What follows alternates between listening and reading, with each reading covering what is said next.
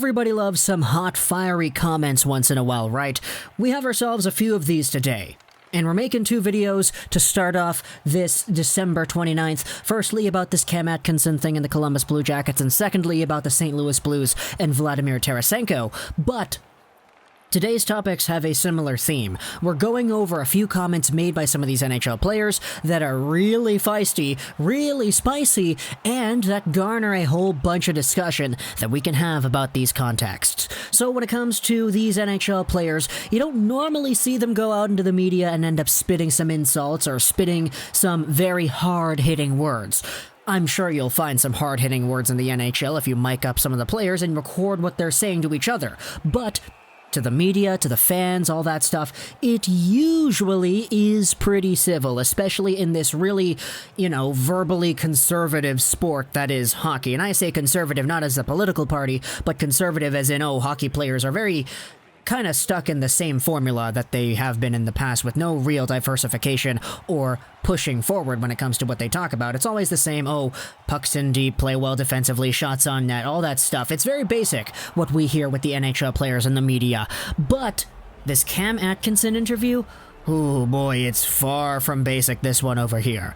Let's go over onto the score and talk about an article that was written about Cam Atkinson, a Columbus Blue Jackets forward who's going off on the haters whenever these haters say specific idea talking about Cam Atkinson and the reason he's a good NHL player.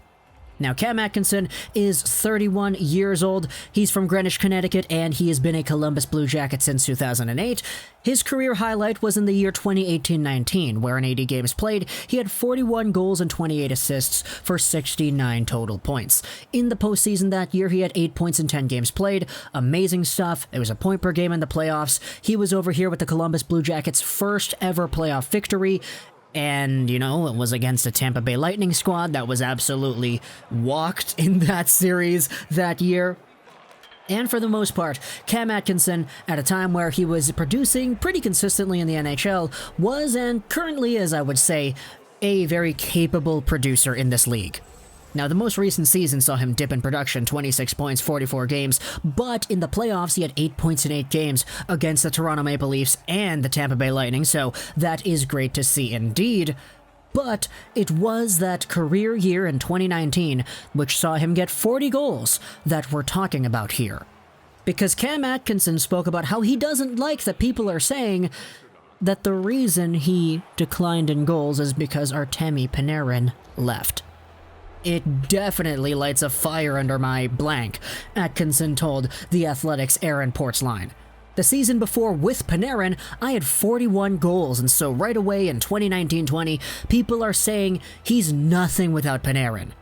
I mean, seriously. Panarin is a great player, no doubt, but I had effing 35 goals the year before Panarin and 27 the year before that. People are really quick to turn the page without really knowing what's up.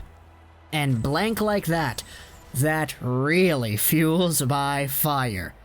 Oh man, leave it to The Athletic to come out here with the spicy, spicy quotes. So I'll leave a link down in the description to this Athletic article that goes over a few other things as well, talks a little bit more about the context behind these words.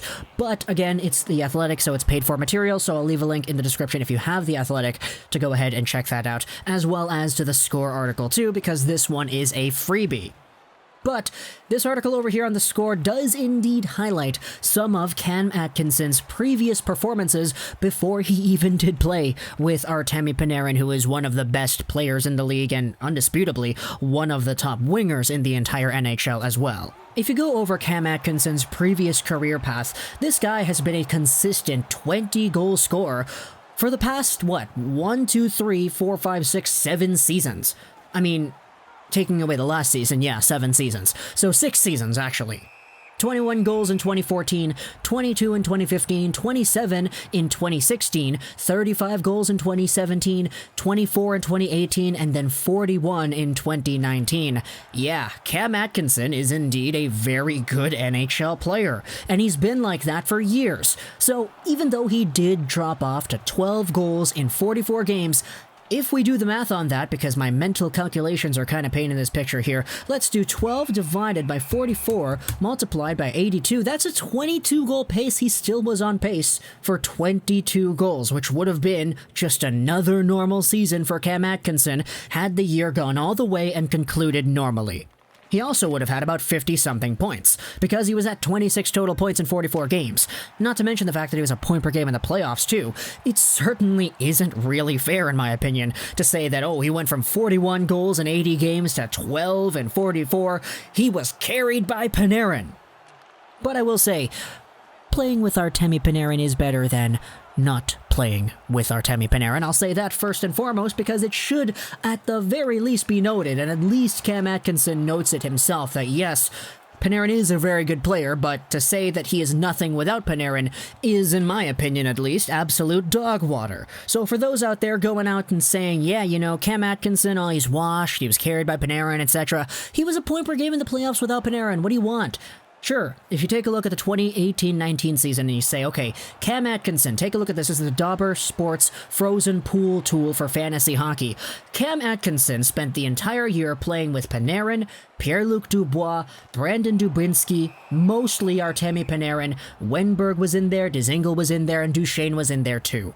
Atkinson played with some really good names, man, like Panarin's over here, Duchesne's over here, you have Pierre-Luc Dubois. What happened the next season? Well, he played with Dubois quite a lot, yes. He played with Gustav Nyquist, yes. But he also played a lot with mostly Nick Foligno, Alexander Texier, Emil Bemstrom towards the end. And sure, these guys are good, but they're not Panarin, Duchesne, Pierre-Luc Dubois, right? So that definitely does have something that plays a part of it as well. Not to mention the fact, and this is a point mentioned in the score article as well, if you take a look at Cam Atkinson and his shooting percentage, the guy was shooting at 8.1% this year. That is abnormally low. Most of the top goal scorers in the NHL reach about the, I don't know, the 12 to 15-ish% range. Once you start breaking 15, you get into really, okay, this guy's scoring on a high percentage of his shots, but he doesn't really shoot the puck much. He's not really that much of a goal scorer kind of territory.